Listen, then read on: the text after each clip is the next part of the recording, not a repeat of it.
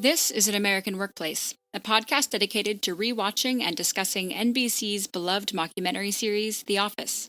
My name is Katie White, and joining me as always is my good friend and co-host, Chad Hopkins. How's it going, Chad?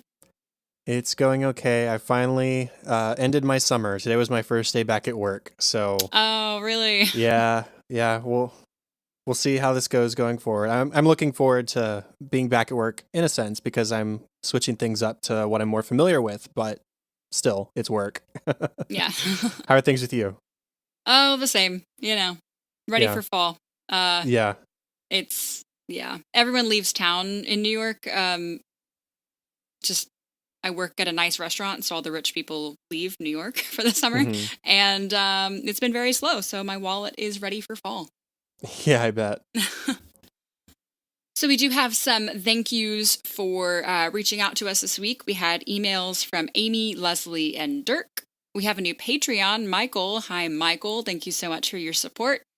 Got some Twitter messages from at No Finger Tapes, from Edel, and from Avi, and a Facebook message from Nathan. So thank you all for reaching out and for your support. And even if you just drop by to say hi, we really appreciate it.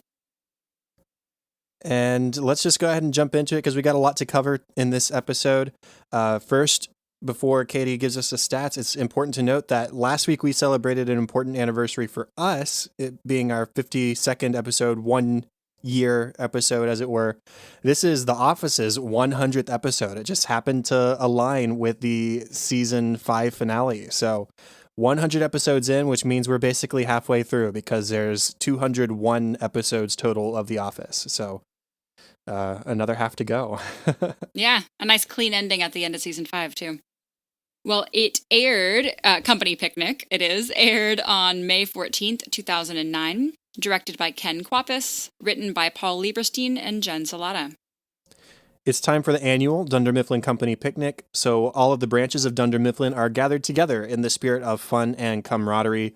Michael is most excited because all of Dunder Mifflin being there means that Holly Flax makes her return. And the pair of them get together to perform a skit for everyone that goes more or less as you'd expect. Other points of interest include volleyball games and a special bit of news at the very end. Yes. Big episode for everyone. We should probably start with Michael and Holly. Michael knows in advance that he's going to be seeing Holly. They had planned to do this skit, this entertainment thing for the company picnic. And he knew about it, and he's holding it together pretty all right. He kind of divulges his feelings for Holly to the camera, but he really doesn't let it slip to her how he's feeling, which is not the Michael we've grown to know and love at all. Right. At the very start of the episode, Kevin is the one who points out to him, "Hey, isn't that Holly?" And Michael says, "Oh, yeah, it's fine. We're friends now."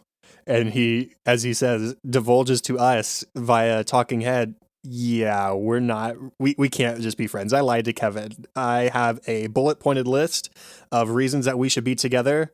Number one being that we are soup snakes. I mean, soulmates. That doesn't make sense." Right. And so Michael is all in on this. He still thinks very highly of her all these months later, remembers their time together really fondly, which we talked about back at Lecture Circuit. Even though she wasn't in that episode, he interacted with AJ, her boyfriend, who is there with her. And things didn't go super well then. But in that episode, remember, Pam got the letter Michael stole the letter from Holly's desktop that was addressed to him, but she never sent. And so Pam read it and deleted it and told Michael, basically, it's not over. So Michael is going into this situation with, yeah, Holly and AJ are still together, but Pam says, I still got a chance. So we're sort of waiting the whole episode for him to, I don't think homewrecker is the right word, but I mean, it's like we're sort of expecting him to try and make an attempt at Holly and maybe break up that relationship. And AJ and Holly aren't just together, they are designing a house together. They are either living together and moving or moving in together soon. So they are very serious. It's got to be uncomfortable for Michael, and it's a huge sign of growth that he I mean, he lets a couple of things slip because it's Michael, but it's not super aggressive. He's not really inappropriate. He's, jealous, but yeah, we'd expect that. So I'm really proud of him in this episode, and he kind of handles his whole day with Holly really well. He is fun. He's flirtatious, but not a lot. Just friendly. And I think he put his best foot forward for sure. And as for this skit that they put together, first off, Michael says David has authorized Michael and Holly to do this presentation together.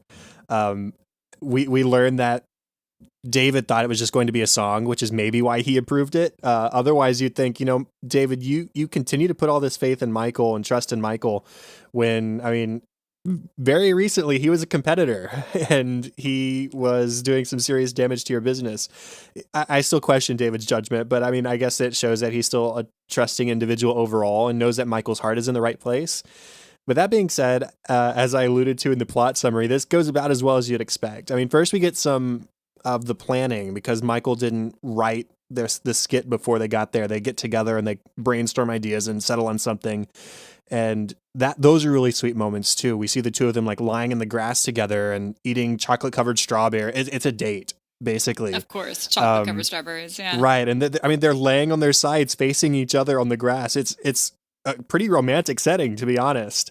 But Michael does refrain from making any sort of romantic gesture. They're enjoying being in each other's company for the first time in months since employee transfer, I guess, back at like episode 3 of season 5.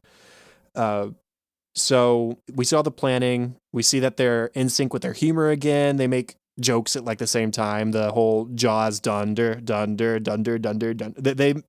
come to that at the same time, and we learned in the commentary that was an improvised moment too. So that makes it even better that they actually both thought of that together. It's right. Nice, I mean, they're so in sync with each other. It's just like we saw how good a fit they were back in the beginning of the season, and this is just sort of continuing right where they left off.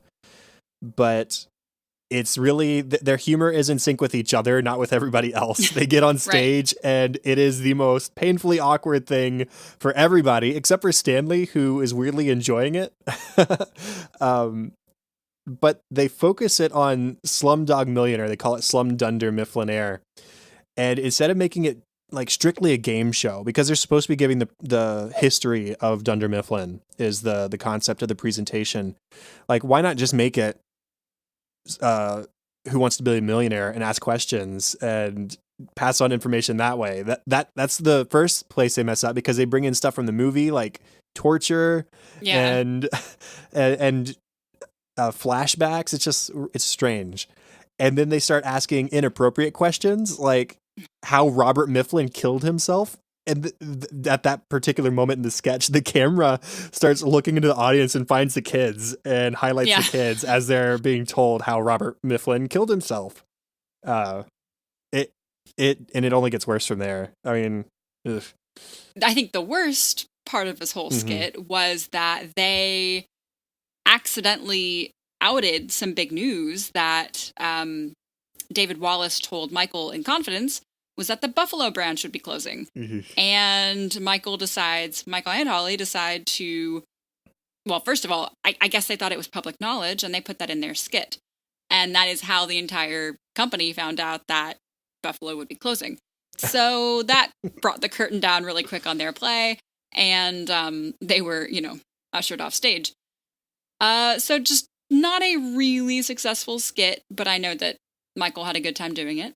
Why do you think David would trust Michael with that information? Again, considering everything that has happened this season. I mean, Michael Scott Paper Company aside, we had the lecture circuit, which went very poorly.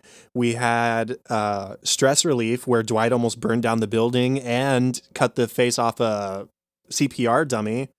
And Michael has quit and started his own competing company. Thing after thing. And so I just have to, I love David, but I have to question his judgment and how much he trusts Michael sometimes. I don't know if maybe he was trying to win him back over after it's sort of being his fault that Michael left in the first place.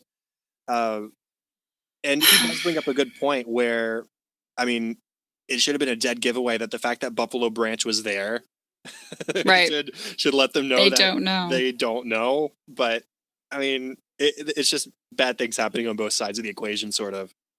Yeah, I have no idea why David told Michael. Yeah, I thought of that too. I was like, there's really no reason I can think of that would make sense, but yeah. But at the end of the day, Michael has to hand Holly back over to AJ, and he was really mature. He hands her over. He says that, he says goodbye and gives her a hug and shakes AJ's hand, I think. And then he's a talking head where it's the sweetest thing. He says, our relationship's going to take a while, but we'll get there. He says, maybe she'll be seeing someone one year, I'll be seeing someone the next year, but we'll get there eventually. I'm in no rush. And it's just good. It's just perfect. Really, really mature moment for Michael. Yeah, that last part is huge because when have we seen Michael not in a rush to get with the woman aside from with Holly? So we're seeing a huge amount of growth and maturity from him. He's just willing to wait, which he's never been willing to do with anything, not even just women. But my favorite moment between Michael and Holly is actually after the skit when they're sitting together and, Michael says, yeah, maybe we shouldn't have included the Buffalo thing. And Holly says, hindsight, hindsight's 2020, and Michael says, yeah, we should have had hindsight. He doesn't understand the phrase. But it looks in that moment, they just sort of sit there and sort of stew in each other's company. And it looks like Michael is about to bring up the whole soup snake thing. And you think, to me at least, and I might be just reading into it, to me, it looks like Holly almost was expecting it. Like, okay, here it comes. I don't know what her reaction would have been, but to me, it looked like she was ready for Michael to make some sort of grand romantic gesture, like Michael is wont to do. But they both refrain. And instead, Michael says, you know what? We have lots of material for next year's sketch. So basically saying, I look forward to doing this again with you. I enjoyed today. Let's do it again. And she reciprocates. She says, I can't wait. And it's just a really sweet moment where there was a lot that could have happened and it might have ruined everything. It might have changed everything in Michael's favor. We don't know. But instead of risking anything or ruining what she has with AJ, he just says, I enjoyed my time with you today and I look forward to the next time we get to do it. And that's awesome for Michael. And I found myself wondering, how much did Holly know about what happened at Lecture Circuit? Because she wasn't there, of course. AJ was, and the rest of her branch was. And she came back to a sweater with a missing sleeve. So something went down. And I find myself wondering, like, how much was she filled in on? Presumably her boyfriend would have told her everything, so I'm sure she was expecting some big talk that she never got. And I just had a thought too. That document, that letter that she wrote to Michael was sitting on her desktop of her computer, and who knows how long it had been sitting there. What if Michael wasn't smart enough to copy the file before he put it on his flash drive? And so all of a sudden she comes home to work and that file's not there anymore after Michael has been there. And so maybe that sort of expectant look that I was noticing was her expecting him to say something about the letter. Maybe. That's just something I just thought of. I don't know, but that would sort of explain things. So, a lot on the Michael Holly front. Yeah. Pam, her and Jim are trying to make an impression and be seen at the party quick enough so that they can leave. But then Pam gets roped into playing volleyball and turns out she's really, really good. And I wanted to address this because I alluded to it back when we discussed Job Fair in season 4. She said at her high school gym, yeah, I have lots of memories here, faking PMS so I don't have to play volleyball or so I don't have to play basketball. And yet here she is playing volleyball like a champ. And I mean, this is a sort of popular discussion topic in office groups that I've seen at least, because it seems like a contradiction. I personally think there's some easy explanations, like maybe she only did it at school to avoid pressure from her peers, but she mentions that she did volleyball camp every summer. So, I mean, I would imagine she'd get more practice then anyways, during the summers. Or maybe she only faked PMS a few times to get out of playing things, and that's still a memory that she could have of getting out of playing volleyball. It just wasn't an every time thing, so she still got the practice. Not that big a deal, but as I said, I alluded to it back in job fair, and so I thought I'd sort of bring that full circle now, because it's not really that big a deal, but we like to cover the details. So Maybe she played club. yeah. There you go. That works for me. It's the little things that make us, experts, right? Yeah, so they are doing really well, Scranton, because of Pam. Otherwise not a great team, but Pam's really holding them together. And so they find that they are quickly progressing in this tournament, and they are, I believe, at the finals with corporate. Mm-hmm. Everyone is really tired. Everyone wants to sit down, go eat, because they didn't expect to do this well, so they're kind of bummed that they're still playing. And Pam just has this little trip, and she slips and hurts her ankle, I guess. And we should mention that Charles Minor is here. Yeah. And I'm sure we'll get to that in a second, but he feels very strongly about the fact that Jim take Pam to the doctor, to the hospital, to get this looked at, because this is your fiance. Like, you're really putting a work volleyball game over your fiance's health. You need to go get this sorted out.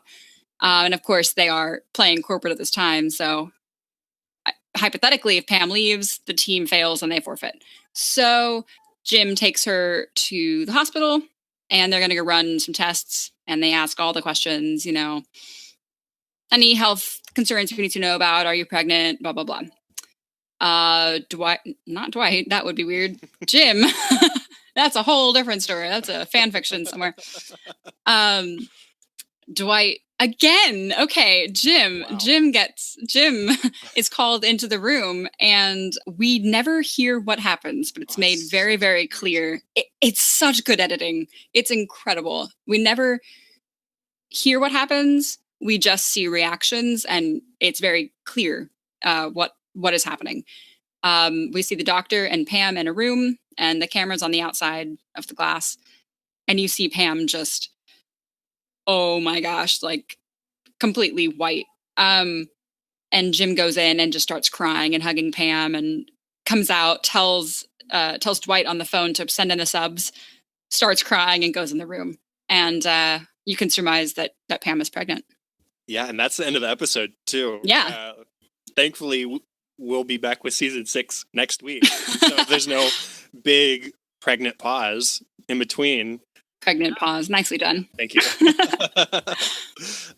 It's so great. It's such great acting from John Krasinski especially, but man, we're happy for them, obviously, because Jim and Pam has been the central romantic relationship going through the whole course of the show. And after seeing the awkwardness of season 1 and Jim's suffering of season 2 and season 3 more awkwardness, and then finally getting together, here we are, and they're getting ready to start a family together. And so they're in it for the long run, for sure.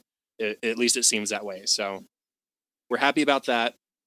Talking about other people in the episode, those are the main things. But just to note, Andy still seems to have that crush on Aaron. It was initially a sort of competition between Dwight and Andy. Dwight maybe seems to have moved on. Andy asks Dwight to put Aaron on his row for volleyball, presumably because he just wants to be near her, because he's still crushing on her pretty hard. Dwight either misinterprets or intentionally misinterprets, thinking that Andy wants him on the same row so that she can set him up so that he can spike the ball. And he's like, oh, you sly dog. And so Dwight puts him next to Phyllis instead, who's supposedly the best setter on the team. But we see Andy's competitive side come out. Some of that anger management maybe start to leak a little bit. Aaron isn't the best volleyball player from what we see, and so when she makes mistakes, he being competitive despite his crush, yells at her, "Are you blind? Can you see out of your eyeballs?" And he tries to play that one off by directing it to somebody on the other team, and then he does the same thing to Kevin. And it's just pointing out that he still seems to like her. And there's a moment later where she does make a good play, and she scores against corporate and shows that she's competitive too. And Andy is behind her and just sort of like silently admires her. So we'll see if that develops further next season. I mentioned that Charles was at the picnic, of course, playing with corporate, and he's back at it for Jim. Nothing's changed. First thing he says is, must be nice to get a rest from all your rest. Like, what a passive aggressive jerk bag. That just gets under my skin. And so things are not better between Jim and Charles. And of course, Charles, Pam swears she's fine. I'm fine. My ankle's fine. I can walk on it. We're good. And Charles really pushes for Jim to take her to the hospital because this is a corporate injury, he says. Yeah. Okay. Okay. So Charles is there. And then a fun character we get this episode is Dwight's friend Rolf, who for some reason is involved with this company picnic. I don't believe he works for Dunder Mifflin. No. But people brought their families, so Dwight brought Rolf. And he is very much on Dwight's side regarding Dwight's romantic encounters, specifically Angela. Rolf has apparently heard about Angela's heartbreak. Well, Dwight's heartbreak from Angela. He is in charge of sending in subs for the volleyball game, and so Angela volunteers to play. Rolf says, "I don't hear cheaters, tramps, or women who break my friend's heart." And Angela says, "Kevin, now at 6'7", or is that too much accounting for you?" Rolf says, "Here's an accounting question for you. What does one fiance plus one lover equal?" Answer, one whore. So he's vehemently on Dwight's side. Kind of a fun, mean character to throw in the mix, I guess. Yeah, I've got to say, after that first moment when he says, I don't hear cheaters, tramps, or women who break my friend's heart, I'm on his side. Like, good for him for aligning himself with Dwight. But then he trash talks corporate and says some really foul things that I'm not going to repeat. Right. And then he says that second thing to Angela, calls her a whore to her face. And Dwight actually stands up for her in that moment. Yeah. He's officially taken it too far. He says, "Knock it off, leave it alone." And Dwight just sort of nods at Angela like, "I acknowledge you. You're welcome. We're cool between us." Is sort of the vibe I get. And Angela looks pleased. And it's a nice moment for Dwight, who's also showing maturity. We talked about how Michael has matured. This is Dwight maturing too, and sort of not letting bygones be bygones necessarily, but it's putting their troubled relationship in the past, because really, I mean, it's what's done is done, and he's not holding it over her. So I like that moment for what it says about Dwight as well. Mm-hmm. Well, funny stuff, I suppose. Please. Okay, starting with our cold open, which I love. This cold open. And you Me don't hear too. people talk about this cold open very often either. I've always liked this one. I think it's so funny. It's a great cold open because it features everyone minus Michael conspiring together to leave work early. Michael has fallen asleep thanks to eating chicken pot pie, an entire chicken pot pie, an entire family-sized chicken pot pie for lunch, as Jim is so careful to specify. Yeah. And there's lots of fun little moments throughout this entire cold open, from Erin whispering into the phone that Michael isn't here, but she'll give the message when he gets up. I mean back to the Jim rephrasing himself as I just did, to him saying they're avoiding waking him. And you think, oh, they're trying to get work done. And it's no, we're going to fast forward the clocks and then we'll wake him up because we want to leave work early. So there's just so many funny episodes. I could list a few other things or moments, but I could list a few other things. But are there any highlights for you in that cold open? Yeah, I like that they get barefoot when they go into Michael's office, to not make footsteps. Right. they change all the clocks. They sneak in and change Michael's watch, his computer, and his car clock. So they break into his car. Of course, all the office clocks. I mean, they really think of everything. And then the synchronized wake up. They plan to have Aaron turn on the lights, and simultaneously everyone starts laughing as if someone just said a joke. And Michael just wakes up and runs out of his office and starts laughing because he's got to be on the inside joke. It's like, oh, he had to have been there. Geography joke. And he's just, I love when Dwight goes out to the car and is changing his car clock, and he says, like clockwork. Like, it's like, yeah. Yes, like clockwork. Exactly. I love this bit between Michael, Holly, and AJ when they first see each other. It's pretty awkward, of course. Michael's seeing them for the first time since, he's seeing AJ for the first time since lecture circuit, Holly for the first time in a long time. And he's offering really Holly some lemonade. He says, would you like some lemonade? One of you, both of you, either or, the combinations are endless. Holly says, lemonade sounds great. AJ says, I'd love an iced tea, actually. Michael says, you can go to hell. I'm kidding.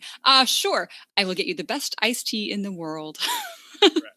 It's just, you think he's really serious, and I think he is serious. And then he kind of realizes what he says. Oh, I will get you the best iced tea. Yeah.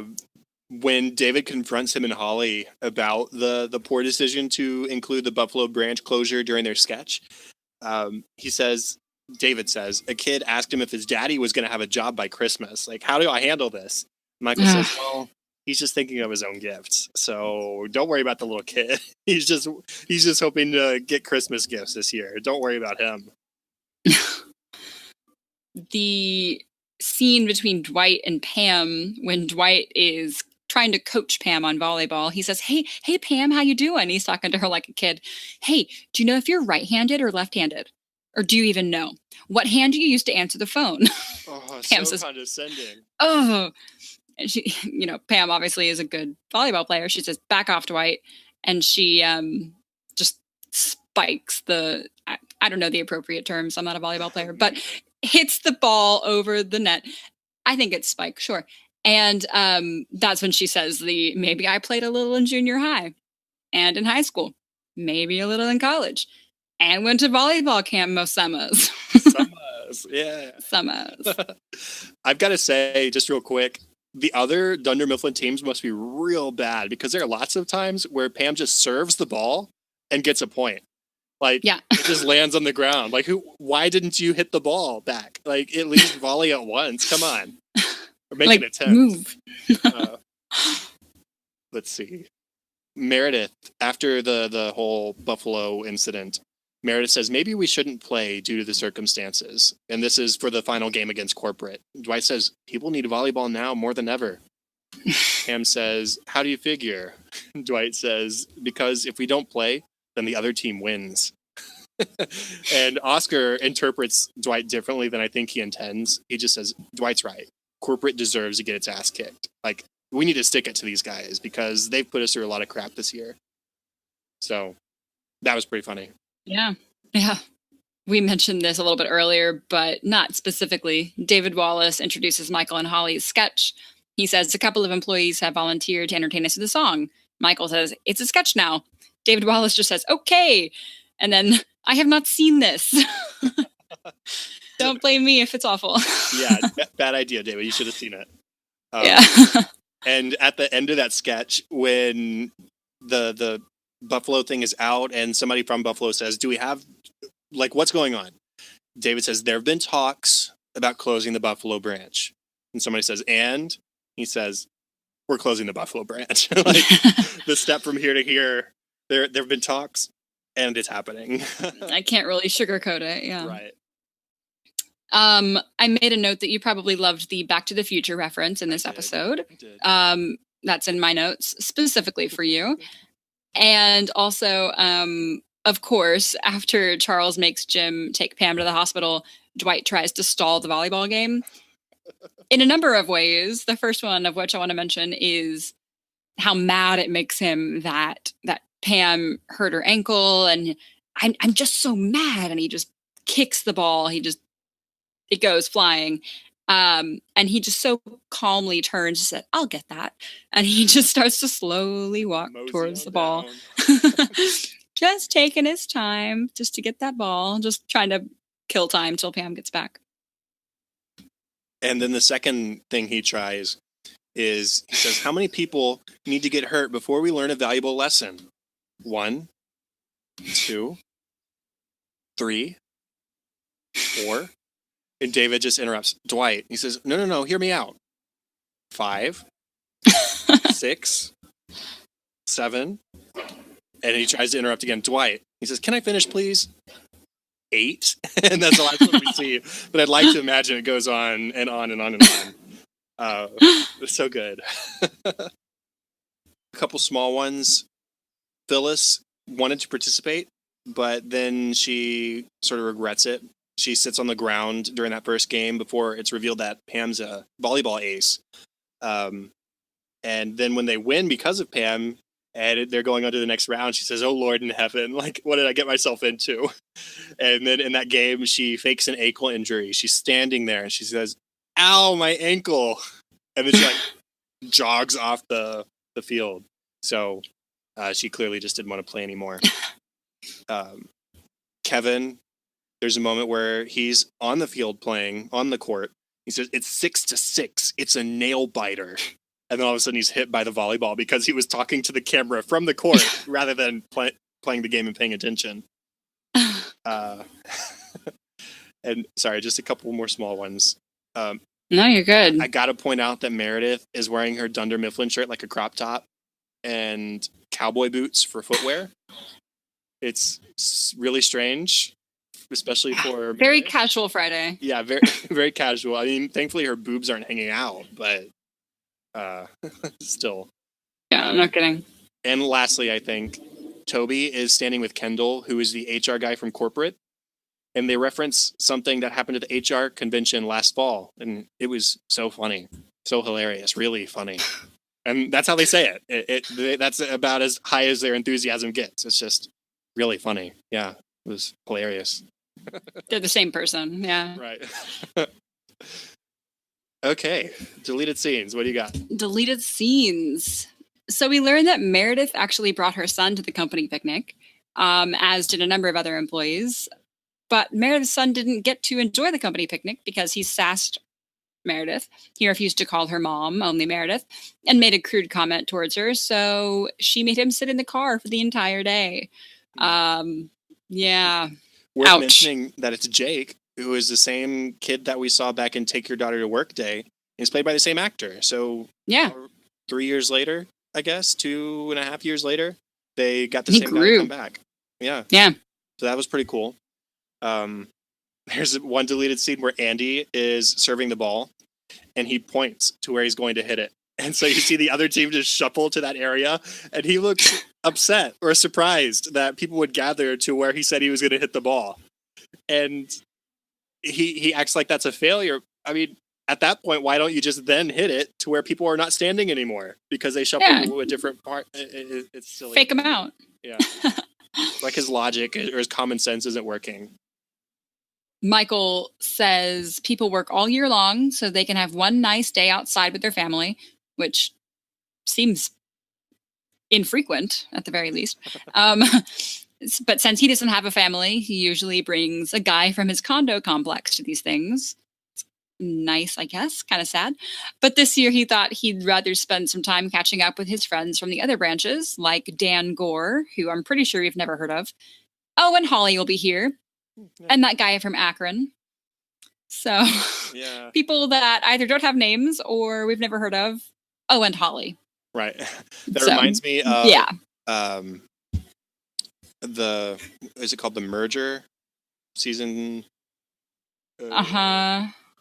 Yeah, it's called The Merger. Okay. When Pam is like, yeah, I'm looking forward to seeing some familiar faces. And she's very clearly talking about Jim, but she won't say Right. she's talking about Jim. Reminds me of that. That's really good recall. Man. I remember the scene, but there's no way I'd remember the episode. That's crazy.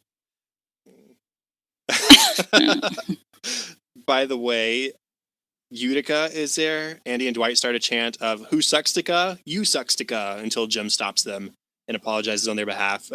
No sign of Karen. So I was wondering at the time, is she still working at Dunder Mifflin, or is she maybe out for maternity leave? I don't know how long has passed. I mean, it's been a while since when we last saw her, but I mean, she would have had her kid and then had a month or two with her kid. I don't know what the timeline looks like, but I mean, in the commentary, the real story is that they just reveal that Rashida Jones wasn't available to shoot the episode. Yeah. So not that big. Deal, she probably would have mentioned her due date. I think she does in, or not her date, but when she's due, basically in lecture circuit. So I may need to do some investigating to see if that lines up. That'd be cool. Right. Dwight instructs everyone on how to play volleyball. He asks Jim to keep his hands in a triangle position in front of his face. Jim says that his hands actually work independently from his brain, so he's not able to control them. And then his hands slap Dwight on the face. It's not Jim, it's his hands. But he says sorry. Andy gets mad at his team because they hit the ball a few times on their side of the net. And so he catches it. And he chastises him. He says, "You can only hit the ball 3 times on each side." I don't think anybody was paying attention or cared. I don't think anybody on the other team or refereeing would have stopped them. This is a company picnic, for crying out loud. They're playing with 9 people on a team. It doesn't matter. But Andy is a stickler for rules, and so he tosses the ball over to the Buffalo team, who they're playing at the time. And their server promptly hits it into the net and then gets upset at his people on his team for moving and distracting him, I guess. And he's like, "Man, what's with that guy?" Jim steps in and tries to calm everybody down. He says, "We're just having fun, guys. Come on. It's a friendly game." And then Charles speaks up. Says, "Yeah, Jim, just pretend you're at work. You know, fun at work's fun here, right? Fun Jim." And, oh, man, he is the worst. Oh. Any feelings of fairness I had towards him have gone out the window. He just makes me so mad. I mean, I had my issues with him during the Michael Scott Paper Company run. But this episode really just sort of cements the dislike, because it's like he's being spiteful that Michael and company won. And that, I don't know, it's strange. There's a deleted scene with Oscar. He has a talking head. He says he had no idea about Buffalo, but he just assumed that this whole company was going under any day now. And he said, "Oh, and the head accountant from Buffalo is a real homophobe." So, saying that he has it coming. Right. There's another moment where Erin misses the ball and she laughs it off herself, but Andy yells at her, "Get your beautiful head in the game." And she just turns away and smiles at the camera. So maybe she's into Andy too, which is nice. Yeah. What happens there? Angela has a talking head where she references that Dwight nodded at her for the first time in months today, and it made her heart sit up a little straighter in its chair. And she knows she seems hard and cold on the outside, but her inside is warm as porcelain. I don't think of porcelain as being a particularly warm object or thing. Not so much. I mean, compared to ice, I guess it's an improvement. Last one for me, I think, since Dunder Mifflin Scranton is doing surprisingly well in the volleyball game, they've stayed in for a lot longer than they had thought. Everyone's grouchy. Oscar wants to go eat, and Dwight says, "Just because obesity is respected in the Latino community doesn't mean you need to be a stereotype." Ouch. And he tries to start a "I say Dunder, you say Mifflin" chant, which they're all Dunder Mifflin, so that doesn't work. And then Meredith intentionally throws the game so that they can all sit down, because they're all just so tired. Yeah, and when you say throws the game, she literally throws the ball into Dwight's head. Yeah. That's because he just says, "Just serve the ball, idiot." And so she serves it into his head, and that loses the game. That's that. Commentary. So we had Ken Kwapis, Jen Salata, and Paul Aberstein in this one. As you mentioned, it was episode 100 and the end of season 5. So they used this 100th episode as an excuse to kind of bring back a lot of familiar faces, which is, it's not why we got Holly, but it's kind of why we got Holly in this episode. Because it was number 100, they wanted it to be sort of a reunion of sorts. Mm-hmm. They said that they came up with the idea for the episode at the start of season 5. And this was this conversation was initially started. Ken Kwapka said, what led to you writing about volleyball? Because it was a pain to direct, having to figure all that kind of stuff out. So they knew they were heading this way. The corporate team was apparently awful. So they almost had to make everybody else worse by comparison. And then there was another time Ken Kwapka said, during like a break or something, we had Utica and the Dunder Mifflin teams play just to play, to warm up. But the Utica team killed Dunder Mifflin and sort of made everybody kind of depressed. And so they were like, let's go back to the scene now. Yeah. And then they also talked about how they didn't really know the rules of volleyball. So they had 9 people on a team. They didn't know about rotations. They didn't know how many times you could hit on each side or whatever. So there's that. They mentioned that this episode had so many more speaking parts than most episodes.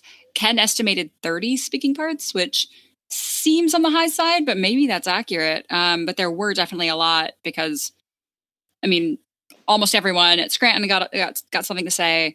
And then all the other characters that we don't normally get had speaking lines as well. So that was an editorial challenge. Mm-hmm. The angry guy in the Ray-Bans who was on, I don't remember what team he was on. It was the Blue Shirts, I think. That was Dave Rogers, who was an editor for the show. And he'd long been sort of campaigning to be a Shroot. He wanted to be a Shroot along with Jen Salata. But instead he got this little cameo instead. So angry guy. Don't we all want to be a Shroot? How they referred to him. They talked about how in season 3 or 4, the show really became about an office full of people and their relationships rather than just having a few leads. It turned into an ensemble show, which is kind of why we love it. It's an ensemble show, which is really nice. And they also sort of talked about the fan community as well, because in this episode, they actually featured a woman named Jenny Tam, who she's actually introed in a deleted scene that we didn't talk about. And they actually use her real name too. But she appears a couple times in the episode. She's the creator of the popular Office fan site OfficeTally.com, which was, especially popular during the run of the show. And so they actually got her involved for this special episode, which is pretty cool that they sort of reached out to the community and got a community representative to participate with the show. That means if there's ever a remake, they'll ask us, right? I hope so. Yeah, we're available. Paul, who of course was on the commentary, thinks that Steve Carell kind of created who Toby is, who the character of Toby ended up being, because Steve was the one that created the Toby hate.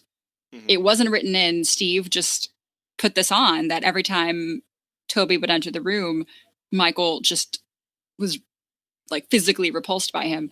And they laugh at how easily Steve puts on this like just hatred in his body. Yeah, it's just instantaneous. And so they wrote that in because he was just so good at it. Really interesting. Some of the serves probably all of the serves from Jenna Fischer were actually CGI'd because one, she's not a volleyball person, and 2, she actually has some sort of arm injury where I think they said she can't do things like above her shoulder level with her arms. Or at least like couldn't at the time. Yeah, I don't know exactly the details, but they would have her mime the movement, and then they would have everybody on the enemy team mime receiving it. And so a lot of the time we see the volleyball, it's actually CGI, which is crazy because I don't think I would have noticed it. I haven't like tried to notice it, but I didn't notice it just watching the episode. Right. Steve, they quote having said that Amy Ryan, who plays Holly, is just such a gift to work with, that he was so thrilled to have her back for this episode. And they note that she has no comedy on her reel before The Office. She was never a comedian, which is amazing because she fits into this cast so well. Now she has comedy. So they talk about the security that was regarding the big reveal at the end. They didn't include it in the scripts. They had sort of watermarked discs that they actually handed to NBC as well. So it was super top secret that nobody know ahead of the episode airing that Pam is pregnant now. So that was interesting. Paul joked that they wrote the Dunder Mifflin skit bit exactly in Steve's sweet spot because he comes from an improv sketch comedy background. He'd been doing skits on stage for 20 plus years. So that was just exactly what he had been trained to do. So it was so natural and perfect. The last one for me, at least, you might have a couple more. Ken Kwapis regards, he said he gave a note to John Krasinski in that final scene at the hospital to not forget the cameraman. And so if you watch that scene, it's supposed to sort of play as Jim has built this relationship with the camera people of this documentary crew over the past couple of years, the past couple of seasons for us of the show. And so there are a couple of glances at the camera that sort of show that bond that they have formed over time. Even though the camera isn't a speaking character, it's an ever-present part of the show and a part of these people's lives. So he was sort of sharing that moment with somebody who he's always around, which is really cool. That's such a good acting note. That's so smart. I do have a couple more. They originally had another scene in the mix where they hinted that Pam might be pregnant without saying it because they weren't sure how clear the scene that we got was going to be. When they saw that, it was so incredibly clear without saying anything that they just had to use just that. It was perfect as it was. So they didn't hint towards it. Although I would have been curious as to what that hint would have been. Mm-hmm. And then the last one for me is I'm curious as to how many times in a commentary they will mention that Andy Buckley, who plays David, works in finance in real life. Because it's every time he's in an episode, they're like, oh, did you know that he works he's a finance dude? Every time. Like, yeah, I did know. I guess it's been a different crew every time they've mentioned it. Yeah. They just don't communicate to each other what they tell. I don't know. Right. Funny. Okay, so as we do for our season finales, there's lots of bonus material to talk about as well. So patience, because some of it's really cool. First off, we've got the gag reel. And first off, I want to say that the gag reel is so much fun to me because when you see these people like actually laughing at themselves, you can see how similar it is to their laughter of their characters in the show. And so that sort of gives an additional feel of genuine relationship and genuine reaction to the acting, is that their acting laughs seem the same as their natural laughs, which is really cool to me. So just thought I'd say that. Did you have any moments from the gag reel you wanted to mention? I took note of a lot of them. Let me see if I can find one that made me laugh the most, if you want to mention one first. Yeah. Here's one, Moroccan Christmas. It's a takeout from that, where Michael asks Toby to write down the name of the rehab center to take Meredith. But Paul writes F-U on the sticky note instead. And Steve just like dies. And as we know from previous commentaries, Steve doesn't lose it a whole lot. You wouldn't know that by watching the gag reel because it's mostly him, it seems. But he is the one to break it the least. He does not break character. He does not like to break character. But when he does, I laugh so hard because he's just so funny. Yeah, he just like melts. He wrote F-U. It's so funny. I love him. One of my favorites was an outtake from Lecture Circuit where Michael says, "Would a liar bring many Mounds bars?" And so Pam is supposed to throw out the Mounds bars, and so she has this armful and she throws them, and they like all go with this one lady at the front row. And so it's just like, here you go, have all of my Mounds bars. It was so funny. It's an outtake from Prince Family Paper where Rain and Steve are doing the lick your lips bit. And Rain does this take where he's got a bunch of food in his mouth and he's licking his lips like he does, all huge. And then he laughs and all the food just like spews out of his mouth onto Steve. And Rain's just like, "Oh, dude, I'm so sorry." And he gets out this rag and just starts wiping Steve's face. And it's like, oh, okay. This one's not so much funny as it was just like, oh yeah, they're in California where they're recording in the break room and an earthquake happens, and so they stopped the like recording. Well, not the camera was still going obviously because we have it in the gag reel, but they included the footage, and as Steve says in the gag reel, it says for the DVD extra, and so Yeah. the DVD extra of an earthquake happening on set. So. I'm so stupid. My first thought was like, you know how rare it must be to have like an earthquake in the Northeast? I was like, right, Katie, they're not in Scranton. It's a comedy show that is filmed in California. Great. And then we get a couple of behind the scenes shots of the directors and crew on the set filming, which is kind of cool. Like, we don't get to see their faces, and I don't really know what they look like except from these bonus things. So it's cool to see them in action and kind of tucked away. I feel like a lot of the behind the scenes stuff I've seen have been for movies or for what's the TV style where it's like a multi-camera situation. So you have like, think of Friends where they have a live studio audience and sets like that where they're kind of one-sided. This is a room, it's an office, basically, without some of the ceiling tiles. Like, that's what it is. And so you'll see the crew sitting on Kevin's desk while they film, what's going on over there. So it's kind of cool to see them like in the office filming. One of the other scenes that really made me laugh was Andy reading the weird directions to Schrute Farms, and Angela just could not keep it together. So some of the things that made her break was walk until you hear the beehive. If you are attacked by territorial crows, if you smell bear pee, turn the other way. Those all made her crack up. We could go on and on those. Yeah, we could. But just watch it if you want to laugh. The next one is there's one called 100 Episodes, 100 Moments, which was interesting. Basically, they just played a couple of seconds of each episode in order for the first 100 episodes. So you get, sort of a recap of the whole series.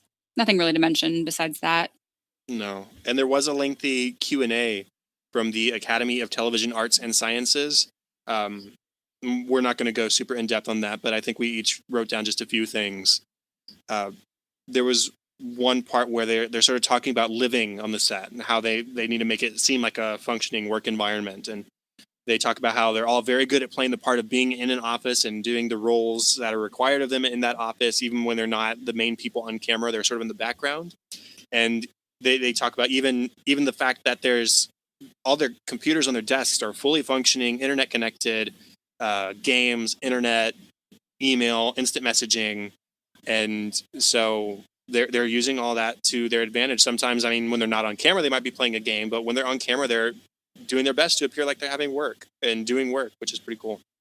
It sounds exhausting. And I think about it from like a filming point of view. You have to have all those actors there all the time just to have them in the background. So it's, I'm sure, a nightmare to organize. I didn't realize that this was Paul Lieberstein's first acting role, which is crazy. He was a writer forever, and they threw him into an acting role. And Brian Baumgartner actually taught him about continuity, which is a huge thing when you're, acting on screen, is that they film the same thing over and over, and you kind of have to remember what you were doing. Okay, I was sitting this way, or my coffee cup was half full, or, whatever. My hair was parted on this side. A lot of times you'll have people to help you with that, but Paul had no idea about this as an actor. And so Brian, who plays Kevin, had to kind of teach him about continuity, but he taught him in season 3. So the first 2 seasons, apparently, Toby was just all over the place. Rainn Wilson, talking about sort of getting into the Dwight role, he said, I've seen every episode of the BBC version, unlike Steve Carell. He says, unlike Steve, I tried to copy everything that my counterpart did in the BBC version, who was played by Mackenzie Crook. And he says, but I'm just really bad at imitating. So that's how he got Dwight. And he jokes that, the character really fell into place when he got the hair, the middle part, and the specific glasses and the mustard shirt and the calculator watch. And he says, my grandmother could play the role of Dwight. You just need all those things going for you. You just need to have the props, basically, and then it's easy to fall into the character. So My last one actually was very similarly related to that. I had Steve's one where he didn't watch the original Office because he didn't want to copy Ricky Gervais.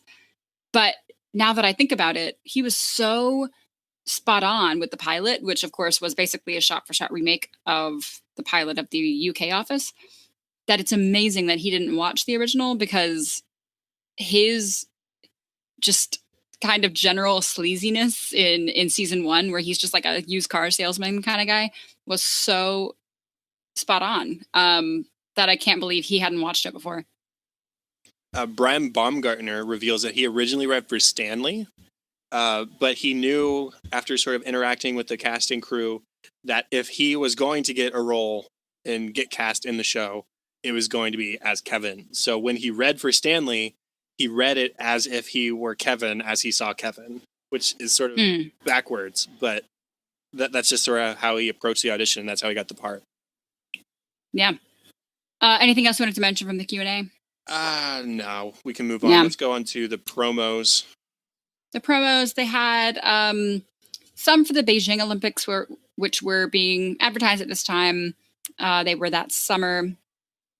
There is one promo where Dwight suggests instead of a decathlon, a centathlon, 100 sports, including front jump, back jump, side jump, animal mimicry, wall climbing, cup stacking, hide the hamster. So, which is my favorite, hide the hamster. And that was just their little homage to the Olympics. Right. Some more of the highlights from that one for me. Boat repair, projectile spitting, Q-tipping, nasal Q-tipping. projection, pain tolerant, die, like Dungeons and Dragons die casting, pizza making, sign me up. Sign me up. Voting as an Olympic sport, I don't know. Okay. Cabinet making, murder ball, and murder checkers. The less athletic version. Yeah. Michael says in his own promo that he likes watching women's volleyball, but not for the reason you think. Don't worry. He just enjoys watching beautiful tall women horsing around on the beach. It's like the swimsuit issue, but he doesn't care about the swimsuit. He cares about what's underneath. But maybe that's just him. Well, is Michael, who has a talking head at some point, I couldn't name the episode right now, but I think it's something to the effect of, I think a woman looks best when she's wearing nothing at all. Yeah, when she's completely naked. Yeah. And then there are some other promos it seems like they were for the Olympics as well, although they weren't under the same category. It was for the Super Bowl football championship. Oh, that's Maybe not right. Super Bowl. It was XLIII. Yeah. Football championships. That's what it was, yes. One of them is Michael's wearing an athletic cup and asks people to punch him in the crotch. Jim refuses. Dwight says he'll do it, but instead kicks him in the shin. Dwight says, if you want a predictable fight, don't fight with me. So Michael comes out wearing shin guards and a cup. Dwight punches him in the stomach. He also throws a stapler near his head and hits him in the neck with an orange. So he's a experimental fighter, I guess. Right. And then the other football promo was Michael adopted the practice of slapping butts to communicate a job well done. Or if they've done a really good job, sort of like fondling their butts for an extended period. He does that with 2 hands. Yeah. And just sort of cupping it. Pam has a talking head. She says, we're afraid of doing even an adequate job. And Oscar says, our productivity has dropped 40%. I think Michael may have actually started the recession. And it ends with Jim avoiding Michael only to slap Michael on the butt, hard, actually. And it makes Michael walk off almost limping. And I think that probably ended it there. We have 2 webisodes, or 2 kind of series of webisodes in this one. The first of which is Kevin's Loan. Mm-hmm. It goes, it's a 4-part webisode, 4 episodes, if you will, that are just a few minutes long. Basically, the arc is, in the first one, Kevin is bugging Oscar with questions regarding a loan. Oscar thinks Kevin is going to commit fraud and use his small business loan to pay off his gambling debts. But Kevin is going to open up a small ice cream shop instead, called Malone's Cones. So the second episode is called Malone's Cones. Kevin meets with a loan officer and discusses his plans for Malone's Cones. The business is, of course, very ill-planned. It is Kevin, after all. He doesn't even plan on making ice cream. He's just going to buy it from the store and sell it in a cart. In Exposed Wires, which is the third part, Daryl sees Kevin dealing with someone who he owes money to. Hearing about Kevin's business plan, he takes interest, and he and Kevin agree that Kevin will never get a loan. He's a nervous, sweaty dude, but Daryl can get it and make some money off the deal. So in the last one, Taste the Ice Cream, Daryl and Kevin meet with a different loan officer than Kevin had met previously. And Daryl has her taste the ice cream. He's doing the whole salesman bit. She says it tastes like Breyers, because of course it is. The original loan officer comes in and says that they've already passed on this loan. Daryl asks him to taste the ice cream, but he asks if they make it or bought it. Kevin runs, and we see him on the street corner selling $10 cones out of a cart. That was a lot of explanation. That's okay. The next one. That was Kevin's loan. The second one was called The Outburst, and it's a little bit more simple. It starts with Oscar being on the phone, and he's shouting. He's angry. He says, "It's the last time. I've got a life too." And so the others speculate. Well, Andy says, "I think he's upset." Oh, doy. Thanks, Andy. And then everybody decides, okay, we need to figure out what it is for Oscar's sake. Not because we're snooping and want to know about his private life, but for Oscar's sake. We want to make sure he's okay. And so Andy offers $100 to whoever figures it out, and Creed takes him up on it. Oscar gets a second call on his cell phone and asks for an apology, doesn't sound sincere. And so, noticing that everybody else is watching, he leaves. So the whole rest of it is everybody trying to sneakily or not so sneakily get this information out of Oscar. Kevin follows him to the bathroom. Andy approaches him to the break room, and then Creed scares him off and tries to do the same thing and actually tells Oscar about the, quote, bounty on the info surrounding his tirade, and that he'd split it 25-25 if he shared. So Creed would actually be keeping $75 and only giving $25 to Oscar. Oscar, as a talking head, says, I'd only talk about this with my friends, and none of them work here. So now we know how Oscar stands with everybody. I want to linger on one point because it's sort of a kind of a WTF kind of thing. Phyllis approaches him and he says, you made it our business when you spoke loudly on the phone in the middle of the office. Oscar retaliates and says, I didn't bother you when Bob Vance Federation was put to trial. And so we don't get any details about that, but she says he was acquitted, he was exonerated. And then she has this brief talking head where she says, none of the witnesses showed up. So there were multiple witnesses, but none of them showed up. And he was exonerated. This sounds awfully like mafia to me. I don't know. I mean, I'm not accusing him of anything, but we know he's pretty well off. I don't know how profitable the restaurant or the refrigeration industry is, but I don't know. It sounds suspicious to me.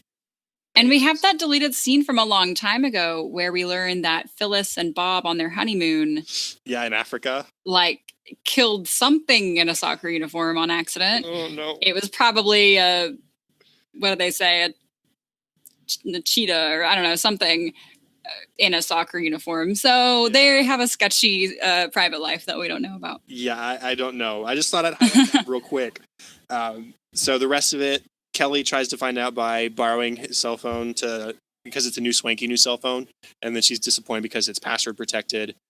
And so the culmination of all of this is Andy and Kevin raid his desk and computer when he steps away, and they search his email for affair and for illicit sex.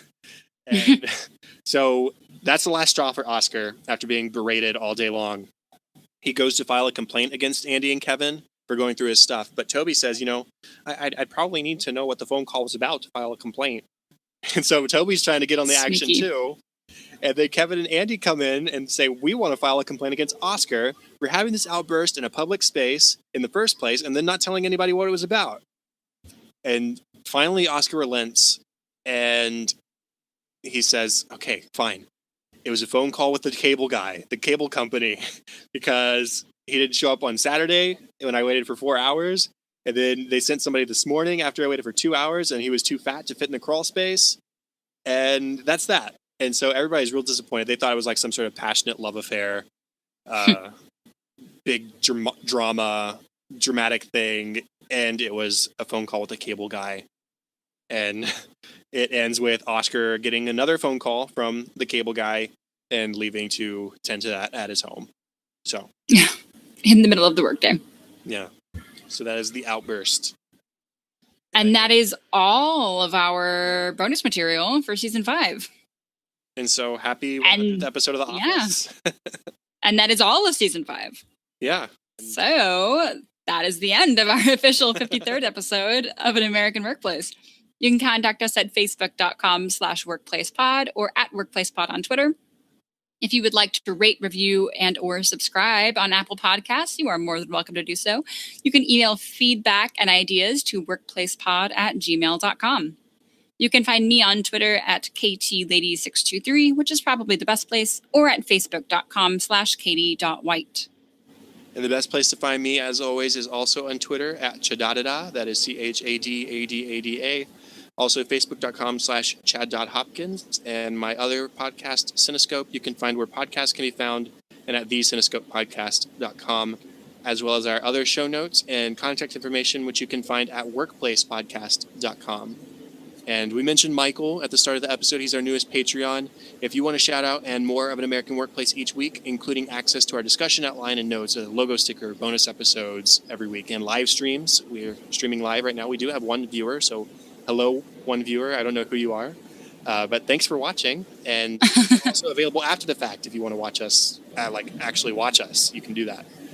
So if you want to do those things, check out our Patreon page. Pick the support level that you think is worth it to you. That is at patreon.com/workplacepod. That's all for this week. Thank you so much for joining us to watch one of our favorite shows, The Office, here on episode 53 of An American Workplace. Make sure to join us at episode 54 for our discussion on the first two episodes of season 6, Gossip and the Meeting. Bye. Bye.